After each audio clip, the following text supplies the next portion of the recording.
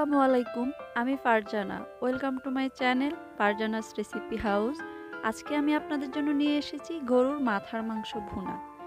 এটি খেতে যেমন মজাদার, রান্না করতেও কিন্তু খুব একটা ঝামেলা নেই।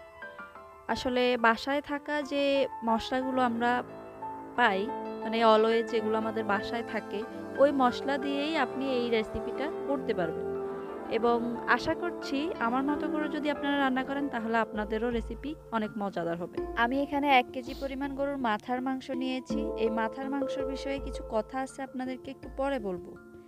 এখন আমি একটি প্যানে দিয়ে দিলাম হাফ কাপ তেল। তেলের মধ্যে 4টে তেজপাতা, 4টে এলাচ, 2 টুকরো দারুচিনি, এগুলো ভালোভাবে ভাজা হয়ে গেলে দিয়ে দিলাম 1/4 কাপ পেঁয়াজ কুচি। এবং পেঁয়াজটাকে আমি এখন একটু ব্রাউনি করে নিব। হয়ে গেছে ব্রাউনি। এখন আমি এতে অ্যাড করব 1 টেবিল চামচ আদা বাটা, 1 টেবিল চামচ রসুন বাটা। আপনাদের যদি মাংসের পরিমাণটা একটু বেশি হয় তাহলে আদা রসুন বাটা আরেকটু বাড়িয়ে দিবেন। এগুলো ভালোভাবে মিশিয়ে নিয়েছি। এগুলো একটু যখন ভাজা ভাজা হয়ে আসবে, একটু গ্রান বের হবে, তখন আমি দিয়ে দিচ্ছি 1 চা চামচ হলুদ গুঁড়া। হলুদটাকে ভালোভাবে মিশিয়ে নিচ্ছি।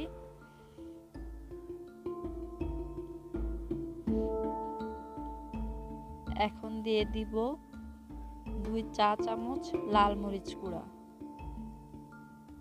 এ পর্যায়ে আপনারা চুলার জালটাকে একটু লোয়ে রাখবেন, তা না হলে যে হলুদ গুঁড়া মরিচ গুঁড়া পুড়ে যাওয়ার সম্ভাবনা থাকবে।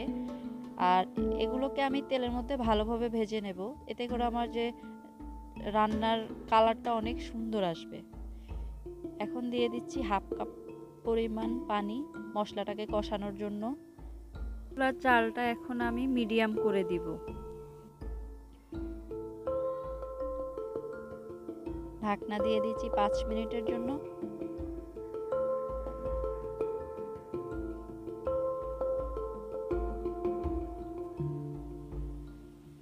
5 মিনিট পর আমার মশলাটা কষানো হয়ে গেছে। দেখতেই পাচ্ছেন তেলটা উপরে ভেসে আসছে, এতে কোনো পানি নেই। এখন আমি দিয়ে দিচ্ছি মাংসগুলো। মাংসের ব্যাপারে যেটা বলতে গেছিলাম আপনাদের, সেটা হচ্ছে আমি এই গরুর মাথার মাংসটাকে আগেই ফুটন্ত গরম পানিতে কিছুটা হলুদ দিয়ে এগুলোকে সেদ্ধ করে নিয়েছিলাম 5 মিনিটের জন্য। 5 মিনিট পর এগুলোকে তুলে ঠান্ডা পানি দিয়ে ভালোভাবে ধুয়ে পরিষ্কার করে তারপরে এরকম ছোট ছোট টুকরো করে নিয়েছি। এখন আমি 2 মিনিটের জন্য ঢাকনাটা দিয়ে দিব।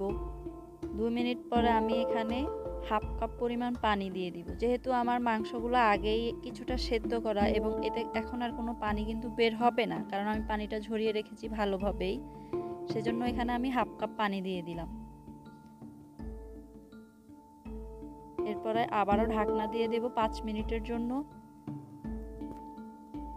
5 মিনিট পর দেখি কি অবস্থা। 5 মিনিট পর ফিরে এলাম, কিছুটা নেড়ে চেড়ে দেব। এখন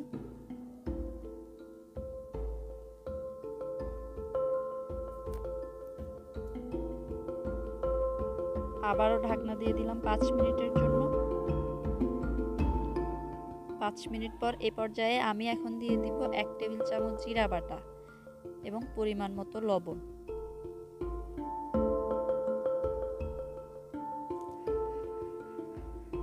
এগুলোকে এখন ভালোভাবে মিশিয়ে নেব আমি। মেশানো শেষ এবং আমার পানিটাও অলরেডি শুকিয়ে গেছে।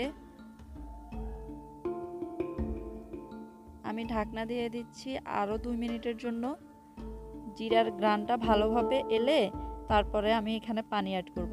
2 মিনিট পর ফিরে এলাম। এখন এখানে দিয়ে দিচ্ছি 2 কাপ পরিমাণ পানি।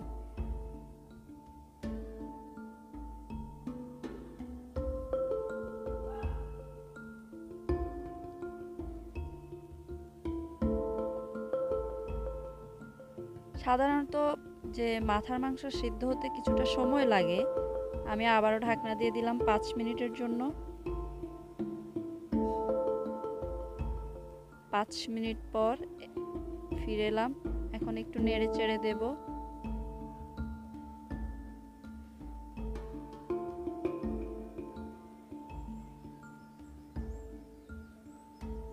আবারও ঢাকনা দিলাম 5 মিনিটের জন্য।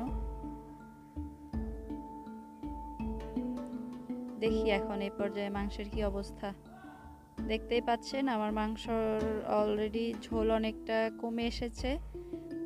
আমি যেহেতু এটাকে ভুনা ভুনা করব, সেজন্য আমি এটার সম্পূর্ণ ঝোলটাই শুকিয়ে নেব। আপনারা যদি ঝোল ঝোল খেতে চান তাহলে ঝোল রাখতে পারেন। এ পর্যায়ে আমি দিয়ে দিলাম 1 চা চামচ গরম মশলা গুঁড়া, 1 চা চামচ ধনিয়া গুঁড়া। খেয়াল রাখতে হবে আপনার যদি আপনি প্যাকেট গরম মশলা গুঁড়া ইউজ করেন, প্যাকেট ধনিয়া গুঁড়া ইউজ করেন, তাহলে মাংসটা যখন হয়ে আসবে, আপনার রান্নাটা যখন হয়ে আসবে এর 10 মিনিট আগে আপনি এখানে মশলা গুঁড়াটা অ্যাড করে দিবেন। আবারও ঢাকনা দিলাম 5 মিনিটের জন্য।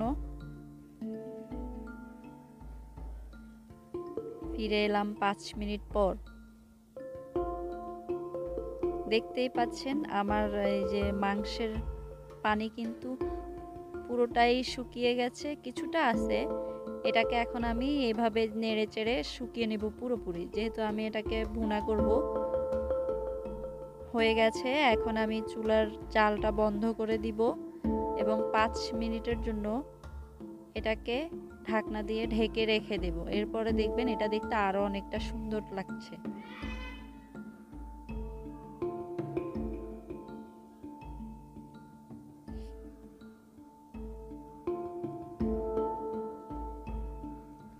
পাঁচ মিনিট পর দেখতেই পাচ্ছেন এখন আমি এখানে ভাজা জিরা গুঁড়া দিয়ে দিচ্ছি পরিমাণ মতো। আপনারা আপনাদের পছন্দ মতো দিবেন, আবার বেশি দিতে যাবেন না, তাহলে আপনার যে মাংসটা কিছুটা তেতো তেতো ভাব চলে আসবে। হয়ে গেল আমার মাংস রান্না রেডি টু সার্ভ। তো ভিউয়ার্স, দেখতেই পাচ্ছেন হয়ে গেছে মজাদার মাংস ভুনা। আপনারা বাসায় অবশ্যই ট্রাই করবেন। যাদের গরুর মাথার মাংস খেতে পছন্দ তারা অবশ্যই রেসিপিটি ট্রাই করবেন। এটি আসলে অনেক মজাদার। আমি এখন আপনাদেরকে দেখাচ্ছি এটা খুবই ভালোভাবে সেদ্ধ হয়েছে, এটা কতটা সফট হয়েছে দেখেন। খেতেও কিন্তু অসম্ভব মজাদার হয়েছে। তো ফ্রেন্ডস, যদি আমার রেসিপিটি আপনাদের ভালো লেগে থাকে তাহলে আপনাদের কাছে একটা অনুরোধ থাকলো আমার চ্যানেলটি সাবস্ক্রাইব করার এবং লাইক কমেন্ট শেয়ার করার। ফিরে আসবো আবারও অন্য কোনো এপিসোডে, ততদিন পর্যন্ত ভালো থাকবেন। আল্লাহ হাফেজ।